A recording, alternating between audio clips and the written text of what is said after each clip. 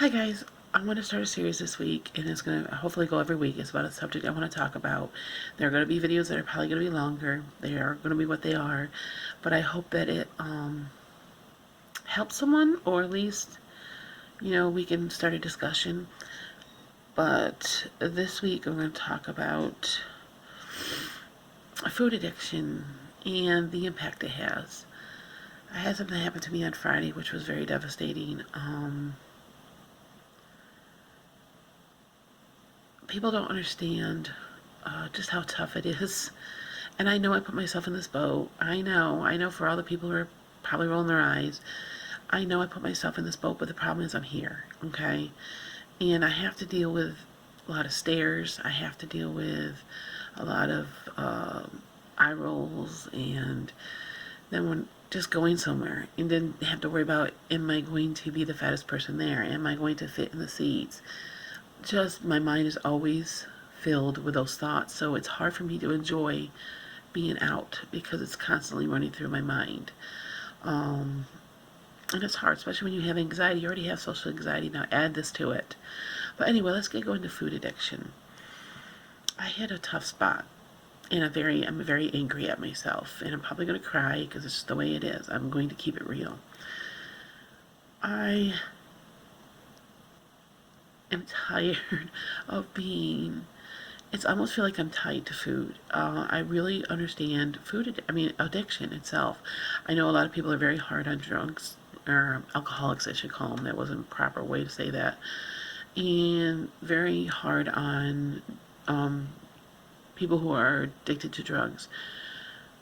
You can want to stop and wholeheartedly want to stop, but the addiction is such a hard pull that it's literally hard. It feels like you're going insane when you're not getting what you want or what your body thinks that it wants. Your body literally craves it. You may not want it, but your body craves it. I had a rough day coming back from our Friday out. Came back and was just feeling like crap about myself. Well, here's where I'm going to cry, but that's okay because this is raw and real. I came home and sat in the chair, my office chair, and it broke. So talk about mental damage times 2 again. It was just a reminder of it sucks, it's like you're breaking furniture. It's disgusting, it's embarrassing, it's even, it's like we don't have the money to buy stuff, and it's like, and it's not even that, it was the emotional damage. It was like, it just was like the what's the saying, the needle that broke the camel's back, whatever they call it.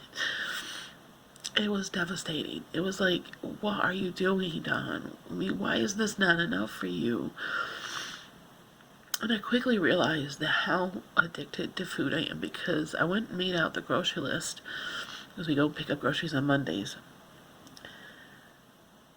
And I told myself, not one bad thing for you. Now, because I do this whole thing when I do my deal with myself. Okay, you're going to get this one bag, and you're going to make it last all week, and portion it out, and I don't do it.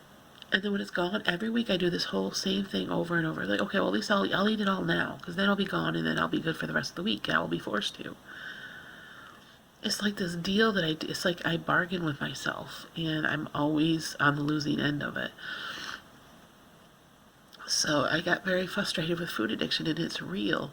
It's like there's a part of me that, I don't know how to explain this, because I know there comes a time where you just have to do it. You just have to want it enough to do it. And I'm not thrilled about that saying, but the truth is the truth. And I do want it, but I think there's something there that's preventing me. And it's, first of all, it's food addiction. It's probably sugar addiction. And I got thinking about this too. It's like, growing up, we're very poor. As my mama liked to say, she always did the whole rob Peter to pay Paul thing. And we didn't do a lot or had a lot. My mom did the best that she could do with what money she had for groceries.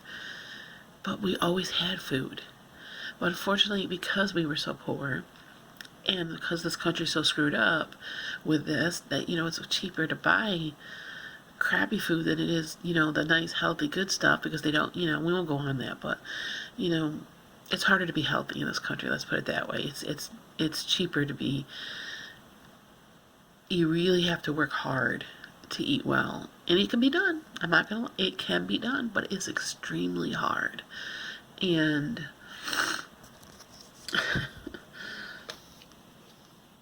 anyway, I get this thrill almost of putting groceries together and budgeting and figuring things out, but then I always find money for junk crap food and really don't have it. But the addiction's so high that I will sacrifice buying a bag of salad to have a bag of chips. And I'll justify it by saying it's cheaper. And I know that doesn't make sense. But in my mind, it's because that little voice in my mind is convincing me. And it's the addiction. And it's disgusting. Okay, this week am I going to do? And then I found myself bored of doing groceries. Like, this is the only highlight of my week is putting groceries together and getting that. It's like, and then I found myself getting bored. It's like, this is not fun anymore. That is sad, and that is sick, and that is twisted, and that is wrong. I am just going to have to put my foot down on myself and just be, and I know it's going to be miserable, but I need to detox. I need to find the strength. I need to find the will to detox. I need to just be miserable for 2 weeks until I break that sugar habit, because really that's what it is. It's the addiction. And the only way I'm going to get past the addiction is to do it. But I'm going to be honest with you, it scares me. It absolutely scares me. And I'm so embarrassed. But it's the truth. But it's like, I can't live like this. I can't live like this anymore. My body, first of all, is shutting down. It's not happy with what I've done to it. And I'm tired of feeling tired all the time. It's all I am is tired all the time. I'm tired. It's like, it's hard enough being very low budget. It's hard enough finding your happiness when all in the back of your mind is all you think you have is the food. It's the only thing I have. We don't have the money to go vacations or do anything, or so in the back of my mind, it's like, all I have is food. Now you're going to take that away from me too? But I'm thinking, you're not taking away from you. You're doing it to live your life so you can have a better life where you can go to places that are, better places, and you don't have to worry about, are you going to break the chairs? Are you going to break your own furniture? You can't afford new furniture. Even if I could, it's still not right. I know this video is all over the place. I'm regurgitating all my thoughts, my feelings, but when is enough is enough? When is enough is enough? And addiction is real. And one of the sayings that I cannot stand the most is when people say, just stop eating. It frustrates me to the point where it's like, are you that uneducated? Are you that ignorant? Are you that whatever? Or is it just that, because I see the comments on other people's videos, and I think, it makes me wonder what they really look like. They're probably struggling with their weight too, and they're just angry, because if I could just stop eating, and if I could just live normal, I would. I get frustrated because my boyfriend, when we were first friends together, was kind of like that at first. But after really having a long talk with him about it, he's not done it. We've been together for 25 years, so he hasn't done it since. And it's like, and he's normal size. He doesn't have any food addiction. But he does smoke. I know, ew. But we all have our addictions, and I used to be like that. I used to just stop smoking. And I'm thinking, well, then you could just stop eating. It's the same thing. Addiction is addiction, and it's hard when your mind just talks to you all day long about, I want to eat, I want to eat, I want to eat, I want to eat, I want to eat, I want to eat, I want to smoke, I want to smoke, I want to smoke, I want to drink, I want to drink, I want to drink, I want to hit, I want to hit, I want to hit. It's hard, and it's exhausting.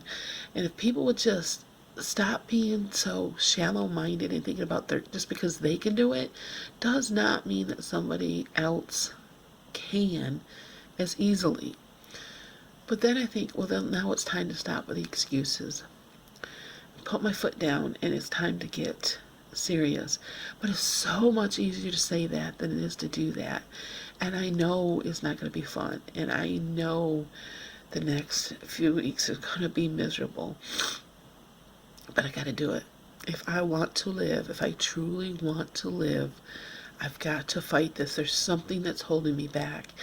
And so I've got to do some really deep dive soul searching. And I think a lot of times I think it's probably from being deprived of other things, and I feel like this is the only thing I have, and that's just ridiculous. I love to craft. I kind of got to get into my crafting, and I need to realize that's my vice, that's my addiction. So, of course, that addiction costs money, but not nearly as much as the food. So, anyway, I don't know if I came on here and made any sense, but it's just I've come to a point where I really truly do want it, but there is something deep inside of me that's scared to do it. And I'm worried about, am I going to even get anybody watching? Because I can't seem to stick with what I'm saying. But this is real. I'm not waiting until after I'm successful and say, look at me. And then I want to, my purpose of this channel was not just to document for myself, because that's the main reason, but also to show you that it's real and they're all, and it's not just overnight. Because people say, well, she said she's going to lose weight 100 times. There's a, and you might know who it is, I'm not going to say names, a YouTuber who's been trying to lose weight for, say she's going to try to lose weight for years and years, and people just rag on her about it. And I wish they could understand that she could have and I don't know, I'm just saying this is how I look at it. She could have every good intentions, but when it goes to do it, it's extremely hard. And they're making all these channels and talking about her, and I'm thinking, do you all not have any kind of empathy for other people? You don't have to like somebody, but it's almost like you're celebrating their failures, and it's just, it makes me sad. It makes me sad because I know what it's like to be that big and then have everybody's eyes on you and being so critical and being so mean. And it's like when you don't even know what it's like. We don't know what her real life is like.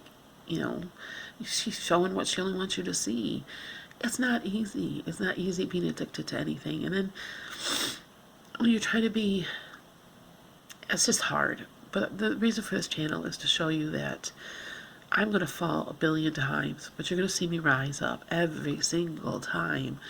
And you cannot expect a person just to be perfect at it. Because if we were, we wouldn't have the addiction. If it was that easy, we wouldn't have the addiction.